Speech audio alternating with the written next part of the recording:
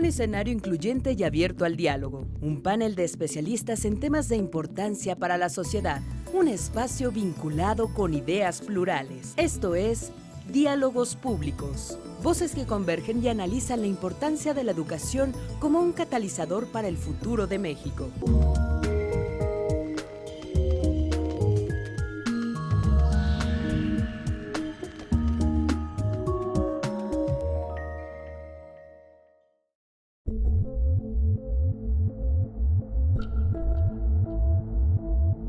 Desde perspectivas independientes y académicas, Aspen Institute México y Laureate International Universities abren un escenario en un momento decisivo tras la reciente aprobación de las 11 reformas estructurales que buscan mejorar la competencia global del país.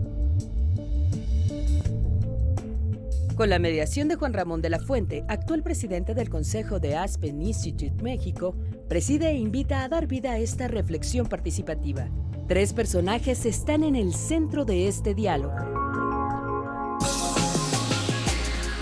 Bill Clinton, expresidente de Estados Unidos y canciller honorario de Laureate International Universities. Ha participado en diversos escenarios a favor de la educación, donde fomenta la cooperación cívica y el liderazgo juvenil. Luis Alberto Moreno, presidente del Banco Interamericano de Desarrollo y del Comité de Donantes del Fondo Multilateral de Inversiones. Y Douglas Becker, quien es fundador, presidente y CEO de Laureate Education, la principal red mundial de universidades internacionales. Líderes del cambio que exponen sus recomendaciones para mejorar la formación profesional, así como la productividad en México.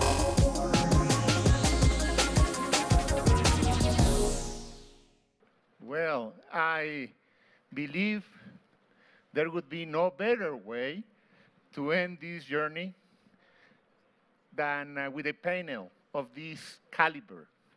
So let me start by welcoming all of you, and particularly a long-standing friend of Mexico, President Bill Clinton. It's an honor, President Clinton. And also very good friends of Mexico, the President of the International Development Bank, Luis Alberto Moreno, and the President of Laureate International, Doug Becker. We will get right into the issues because whom you want to hear is them and not me. So I'll just try to facilitate some of the interactions between this distinguished set of panelists. The issue has been youth and productivity, and we will talk about it with their perspectives. So let me ask President Clinton, if you allow me, Mr. President, a question that probably is going to be of much help to put into a appropriate framework this important interaction. As we've heard this morning, and we were just listening to the conclusions, technical educations and skill training can improve not only productivity, but social mobility, which is as important. And as you have been involved with this issue, among many others, I would like to ask you, what type of things, President Clinton, you have found help to promote this combination of technical education, skills training, and how can we move about it? How can we move from making a statement with which we all agree and making it happen? Well, first of all, thank you for the invitation to be here and for the work that is done by all of you in the audience. To answer the question, I think it's important to focus on 2 big things that are rarely mentioned in Mexico, because bad news is always better news than good news. But there are 2 trend lines worth noting, which is that in the last decade, when inequality was getting worse everywhere in the world, before Brazil had its slowdown, it appears from all the data I've seen that Mexico and Brazil were two of the only rising countries in the world where inequality actually was reduced. Secondly, when all this debate goes on in America over immigration reform and immigration policy, I always remind people, especially those who disagree with me, that we've had no net in-migration from Mexico for the last 4 years. And I believe it is because of the dramatic increase in the number of people going higher in education and training, going into post-high school education and getting their degrees or certificates. So you want to know how you can do better. And the short answer is that we have to make sure that as more people get good educations and their incomes rise, that we never allow an artificial barrier to be constructed between academic education and education which prepares people to get good jobs and earn good incomes. And if you look at, I'll skip the U.S. We did well, then we didn't do so well, now we're doing a little better again on this, but if you look at the German system, for example, they have the highest percent of GDP in manufacturing of any advanced economy, the highest percent of GDP in exports of any advanced economy. And even though the overall wealth of America is greater, the people who work in technically related jobs in Germany do about as well as anyone in the world. And it is because they have very good apprenticeship programs where the employers of all sizes work very closely with the education and training institutes, and because the universities try to both promote academic advancement and practical knowledge and employability, kind of like you do, Doug.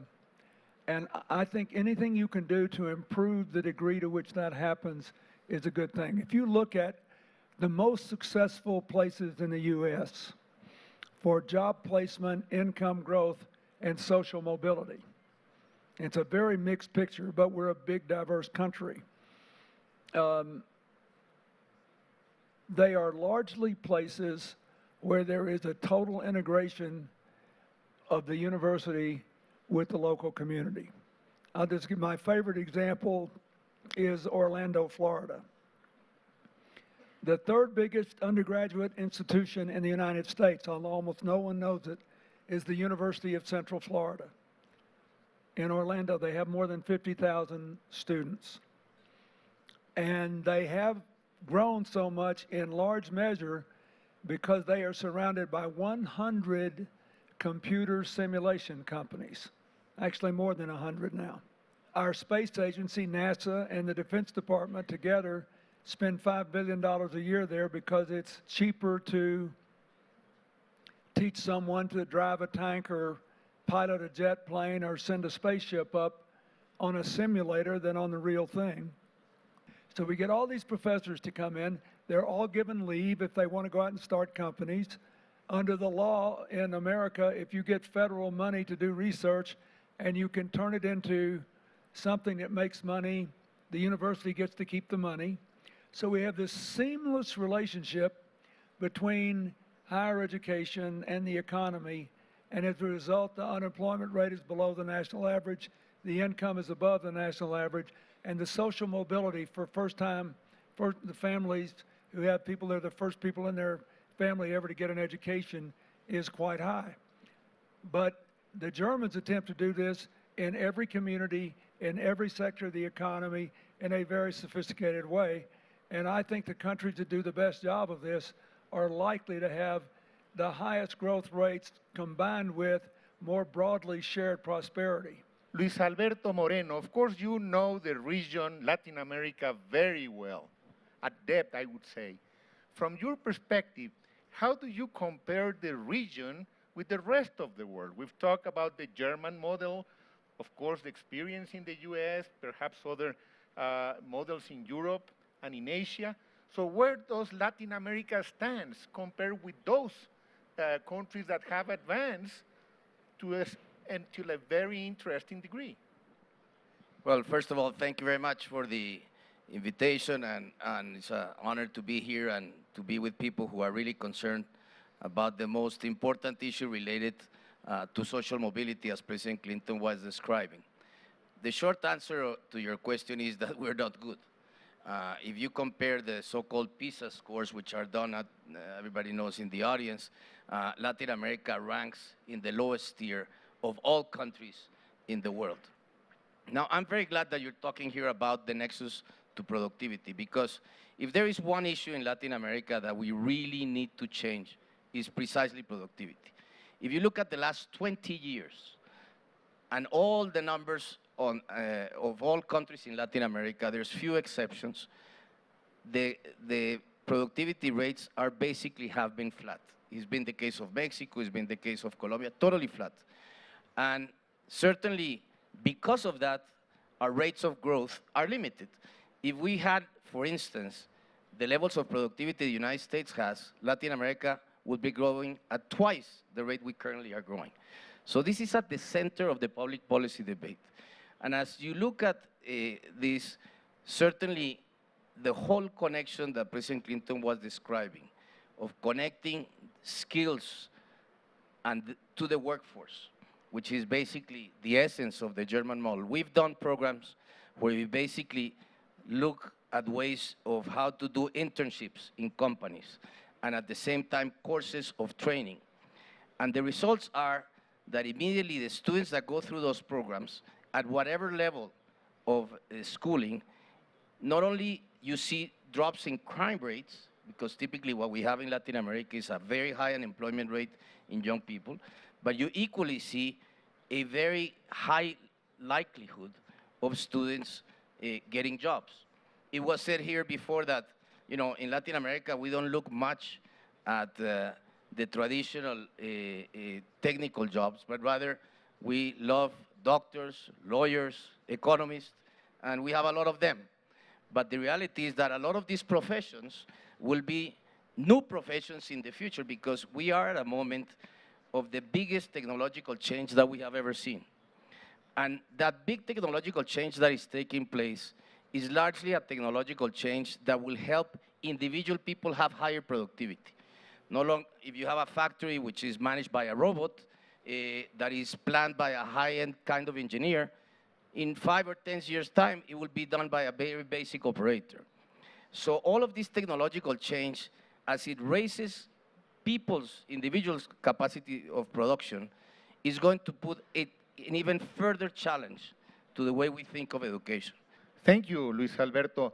Doc, you have facilities in 26 countries, I believe, even more than that.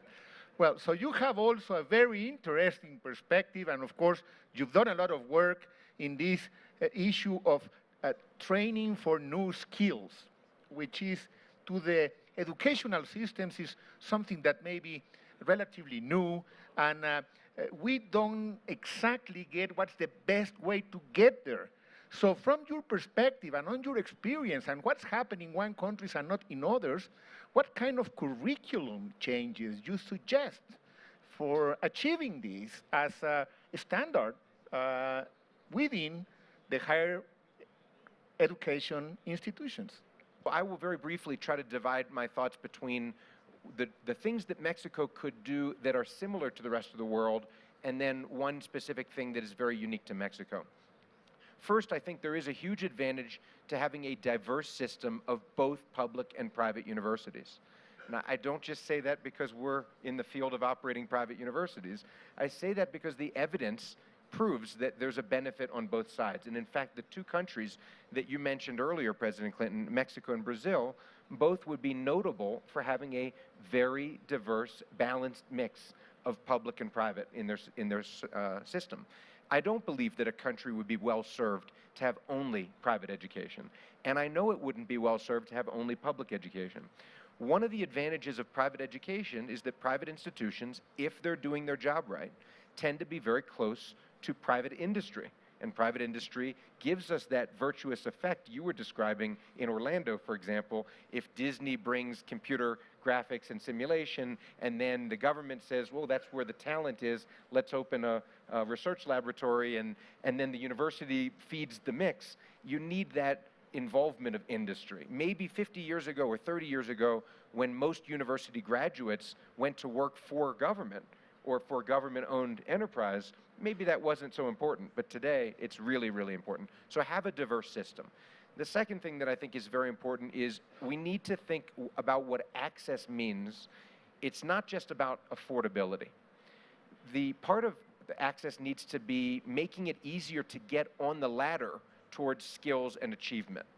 If you have a situation like we have here in Mexico, where the basic rung on the ladder is the licenciatura, then that's 4 years of investment of people's time and money to become on their way towards an education.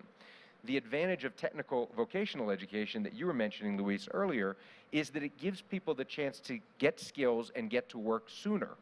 But it doesn't mean that they have to stop there. They can take that example of the U.S. community college. The beauty of the system is it's intended to be a 2-year experience that then gives you a path to more credentials throughout the rest of your life. And now the expression people use is stackable credentials, certificates, programs, diplomas, and degrees that earn you towards a higher and higher level of skill and attainment. I think this is really an important part of accessibility. And when I say I wanted to be specific to Mexico, I have to say Mexico has so many strengths in its education system, but this is one area where Mexico really is not even present. The percentage of students that participate in technical vocational education is much lower than any country where I operate and where I'm used to, that students then have the chance to progress. They do their 1-year or 18-month entry program, but they get credit towards what in Mexico is a highly sought-after credential, which is the licenciatura. So those are some thoughts, Juan Ramon. Think about what you'd like Mexico to look like in 10 years. And never forget how far you have come. This is a country of astonishingly gifted people.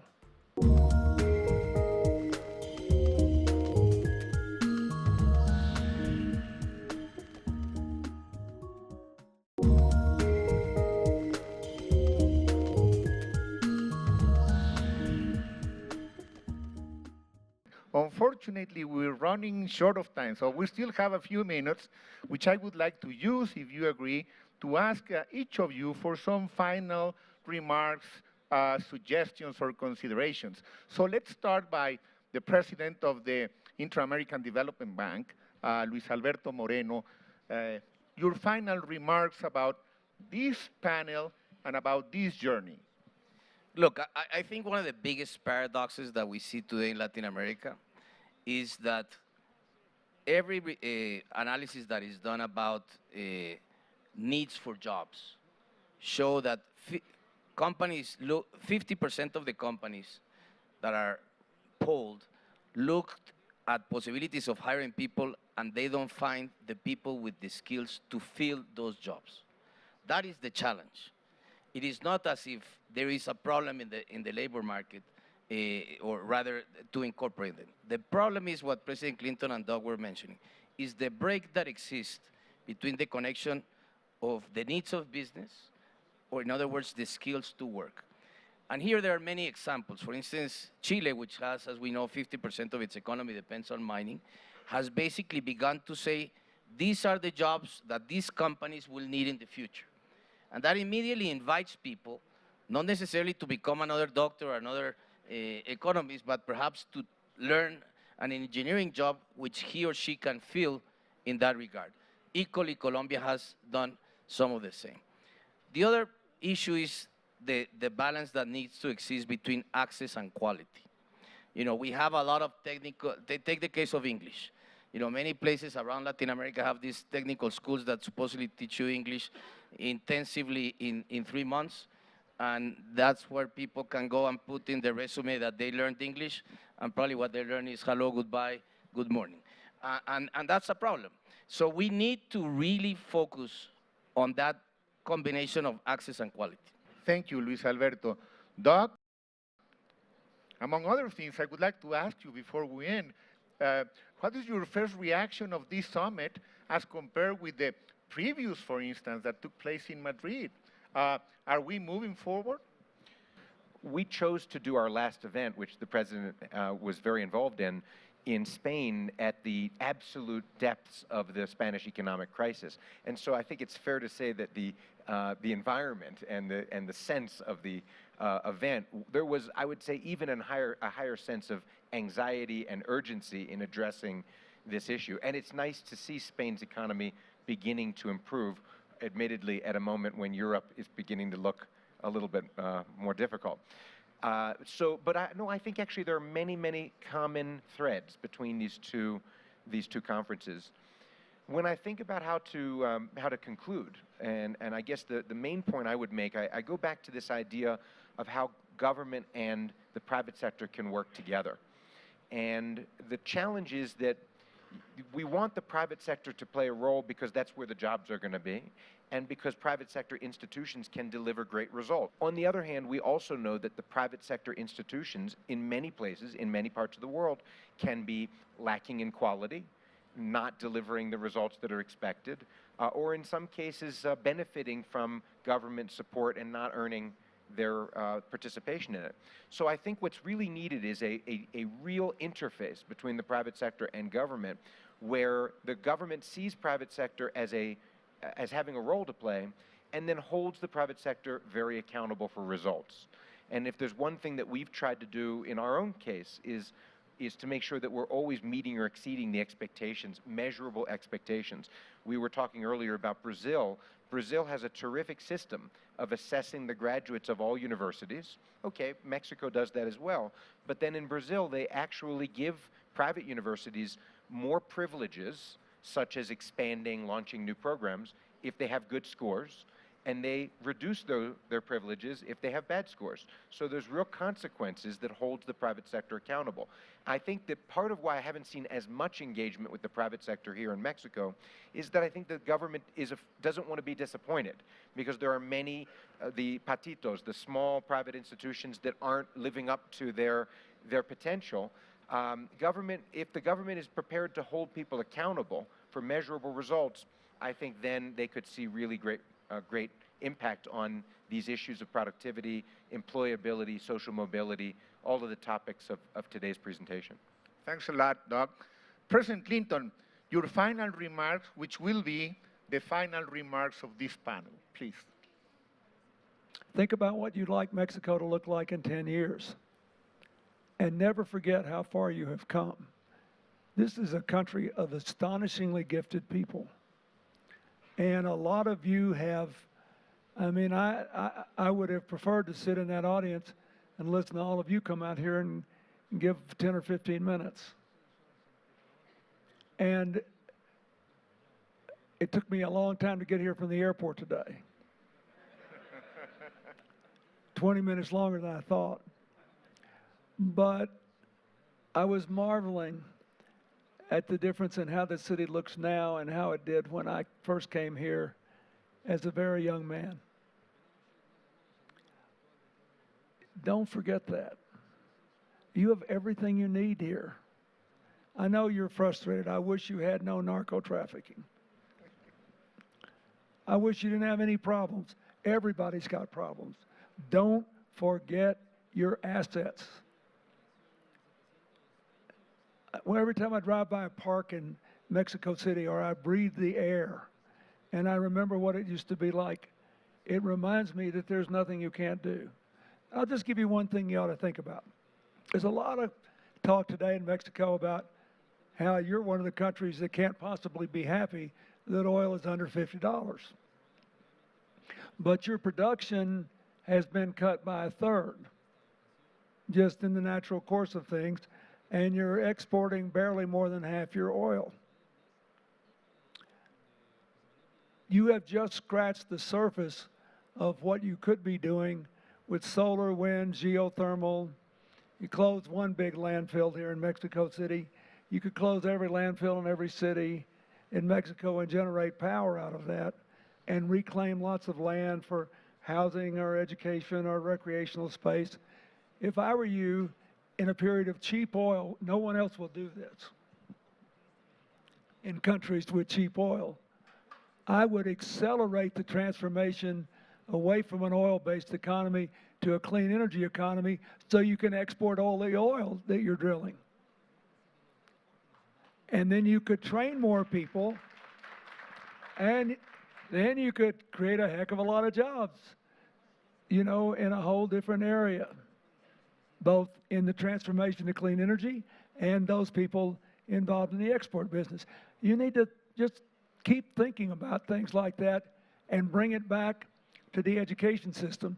I have no idea how good your data is on posted job openings for which there are not qualified people, but I would spend some money on getting very good data out on a certainly no less than a quarterly basis, but better on a monthly basis, and I would close that gap in how long it takes when someone wants to hire and someone actually hires.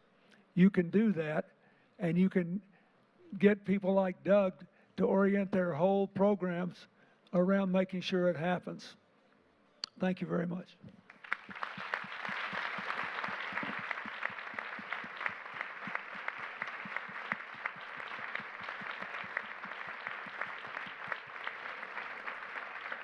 Thank you. Thank you very much, President Clinton. Thank you very much, President Moreno. Thank you very much, President Becker. And ladies and gentlemen, thank you very much for your attention. It has been a distinct privilege to serve as moderator of this outstanding panel. Good afternoon.